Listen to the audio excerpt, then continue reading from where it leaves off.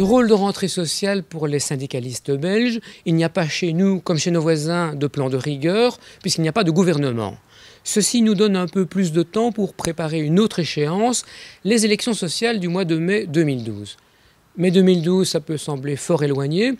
Pourtant, c'est maintenant que les travailleurs ont intérêt à se déclarer candidats pour un mandat en CPPT ou en CE dans les entreprises du secteur privé occupant plus de 50 personnes.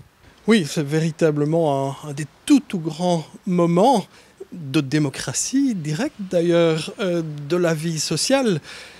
En 2012, du 7 au 20 mai, auront lieu des élections pour le renouvellement des mandats au sein des comités pour la prévention et la protection du travail et au sein des conseils d'entreprise.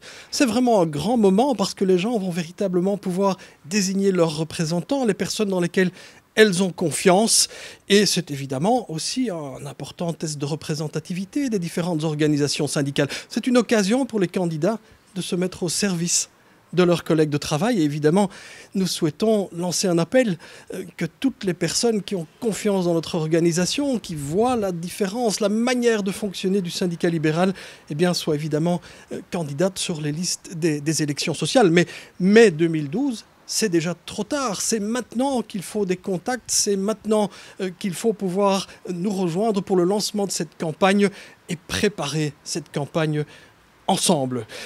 En dehors des candidatures, il y a évidemment aussi l'appel que nous lançons à tous ceux qui nous sont proches, à tous ceux qui sont sensibles à nos idées, pour qu'ils votent pour nos candidats, pour montrer qu'il y a moyen de faire un syndicalisme différent.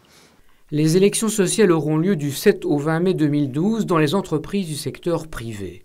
Celles qui occupent au moins 50 personnes doivent installer un comité pour la prévention et la protection au travail. Les entreprises qui occupent au moins 100 personnes doivent en plus installer un conseil d'entreprise. Nous vous tendons la perche, à vous de faire entendre votre voix.